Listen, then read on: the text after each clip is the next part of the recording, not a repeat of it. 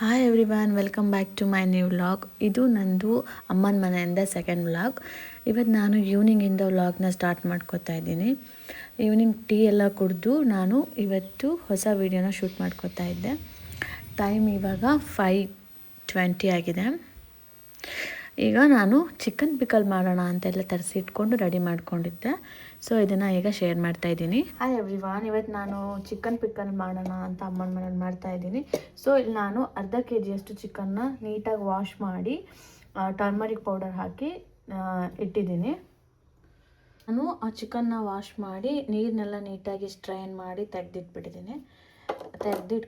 ಈಗ ಇದಕ್ಕೆ ginger garlic paste, turmeric, salt ಹಾಕಿ ಮಿಕ್ಸ್ ಮಾಡಿಡಬೇಕು. ಜಿಂಜರ್ ಗಾರ್ಲಿಕ್ ಪೇಸ್ಟ್ ಹಾಕ್ತೆ. ಈಗ ಟರ್ಮರಿಕ್ಕು, ಸಾಲ್ಟು ಇದನ್ನ ಮಿಕ್ಸ್ ಮಾಡಿ ಈಗ ಗ್ಯಾಸ್ ಆನ್ ಮಾಡಿ ಅದಷ್ಟು ಕಂಪ್ಲೀಟ್ ನೀರು ಬಿಟ್ಕೊಳ್ಳೋಷ್ಟು ತನಕ ನಾವು ಅದನ್ನು ಫ್ರೈ ಮಾಡಬೇಕು. ವಿತೌಟ್ ಆಯಿಲು, ಬರೀ ಚಿಕನ್ ಮಾತ್ರ ಹಾಕಿ. ನಾನು ಕ್ಯಾಮ್ರಾ ಸ್ಟ್ಯಾಂಡ್ ತಂದಿಲ್ಲ, ಸೊ ಹಾಗಾಗಿ ಕೈಯಲ್ಲಿ ಇಟ್ಕೊಂಡು ಮಾಡ್ಕೋತಾ ಇದ್ದೀನಿ. ಸೊ ಒಂದ್ಸಲ ಮಿಕ್ಸ್ ಮಾಡಿ ಗ್ಯಾಸ್ ಆನ್ ಮಾಡಿ ಇಟ್ಬಿಟ್ಟು ಮತ್ತೆ ವಿಡಿಯೋ ಮಾಡ್ತೀನಿ.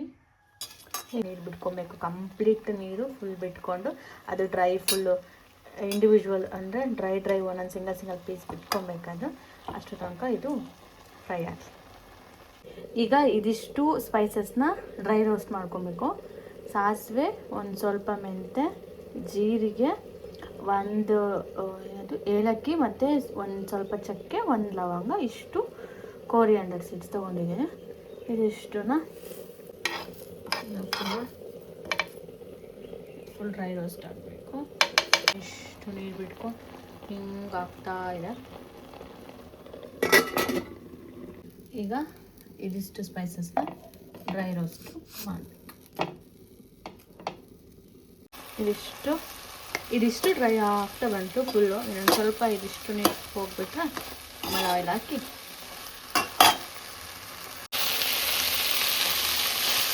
ಇಷ್ಟು ಡ್ರೈ ಆಗಿ ಉದ್ರ ಆಯಿತು. ನಾನು ಆಯಿಲ್ ಹಾಕಿದ್ದೀನಿ. ಆಯಿಲ್ ಕಾಯ್ತಾ ಬರೋಕ್ಕೂ ಸ್ವಲ್ಪ ಸಿಮ್ಮಲ್ಲಿ ಇಟ್ಕೊಂಡು ರೆಡ್ ಚಿಲ್ಲಿ ಪೌಡರ್ ಹಾಕ್ತಾಯಿದ್ದೀನಿ. ಇದು ಸ್ವಲ್ಪ ಖಾರ ಇದೆ, ಅದಕ್ಕೆ ನಾನು ಮೆಣಸಿನ ಸೇರಿಸಿಲ್ಲ, ಜಸ್ಟ್ ಚಿಲ್ಲಿ ಪೌಡರ್ ಅಷ್ಟೇ ಯೂಸ್ ಮಾಡ್ತಾಯಿದ್ದೀನಿ. ಇದನ್ನು ಹಾಕಿ ಒಂದಿರೋ ಪೌಡಿನ ಹಾಕ್ತಾಯಿದ್ದೀನಿ.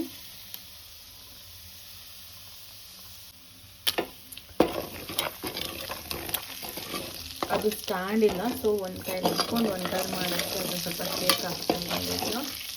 ಅದನ್ನು ಫ್ರೈ ಮಾಡಿದ್ಮೇಲೆ ಚಿಕನ್ ಪೀಸಸ್ನ ಹಾಕ್ತಾಯಿದ್ದೀನಿ. ಈಗ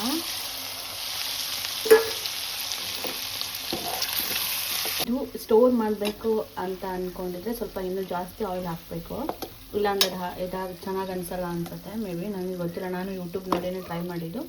ಸೊ ನಾನು ಇದು ಇವತ್ತು ಅಥವಾ ನಾಳೆಲ್ಲಿ ಖಾಲಿ ಆಗುತ್ತೆ. ಸೊ ಅದಕ್ಕೆ ನಾನು ಜಾಸ್ತಿ ಎಣ್ಣೆಯನ್ನು ಹಾಕಿ ಮಾಡಲಿಲ್ಲ.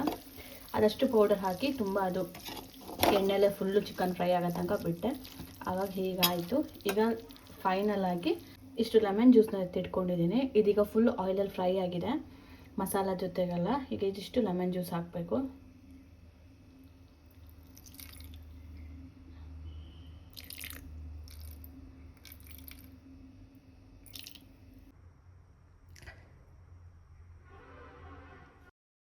ಇಲ್ಲಿ ಚಿಕನ್ ಪಿಕಲ್ ರೆಡಿ ಆಯಿತು. ಟೇಸ್ಟ್ ತುಂಬ ಚೆನ್ನಾಗಿತ್ತು. ಹಾಗೆ ಅಮ್ಮಂಗೆ ಬಾಬುಗೆ ಸುಮ್ಮನೆ ಟೇಸ್ಟ್ ನೋಡೋಕೆ ಕೊಡ್ತಾಯಿದ್ದೆ, ಹಾಗೆ ವೀಡಿಯೋ ಕ್ಯಾಪ್ಚರ್ ಮಾಡಿಕೊಂಡೆ. ಇದನ್ನು ನಮ್ಮ ಮನೇಲಿ ಏನು ಟ್ರೈ ಯಾವತ್ತೂ ಮಾಡಲ್ಲ. ಸೊ ನಾನು ಯೂಟ್ಯೂಬ್ ನೋಡಿನೇ ಒನ್ ಟೈಮ್ ಮಾಡಿದ್ದೆ, ಅದು ಚೆನ್ನಾಗಿ ಬಂದಿತ್ತು. ಸೊ ಇವತ್ತು ಚಿಕನ್ ತಂದಿದ್ರು, ಟ್ರೈ ಮಾಡೋಣ ಅಂತ ಟ್ರೈ ಮಾಡಿದೆ ಅಷ್ಟೇ. ಅಮ್ಮಂಗೆ ಇಷ್ಟ ಆಯಿತು. ಹಾಗೆ ನನ್ನ ಕಸಿನ್ ಸಿಸ್ಟರ್ಸ್ ಇಬ್ಬರು ಬಂದಿದ್ದರು, ಅವ್ರಿಗೂ ಕೊಟ್ಟೆ. ಅವರು ಇಷ್ಟ ಆಯಿತು, ಅವರಿಬ್ರು ತಿಂದು ನೋಡಿದರು. ಹಾಗೆ ನೈಟ್ ಊಟ ಎಲ್ಲ ಮುಗಿಸ್ಕೊಂಡ್ವಿ. ನನ್ನ ಮಗಳು ಸ್ವಲ್ಪ ಹೊತ್ತು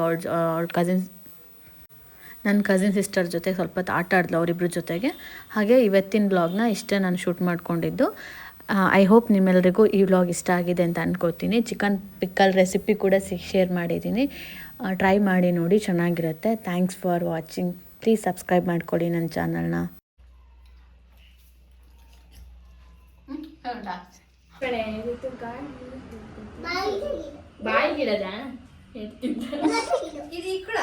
ಹುಳ ತೆಗಿಯೋದು, ಹಲ್ಲು ತೆಗಿಯೋದು, ಡೆಂಟಿಸ್ಟ್.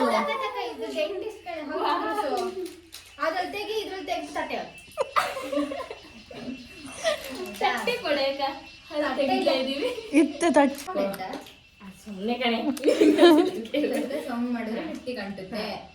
ಶೇಡ್ ಹಚ್ಚೋಣ. ಇದು ಮೇಕಪ್ಪಿಗೆ ಬಂದವರ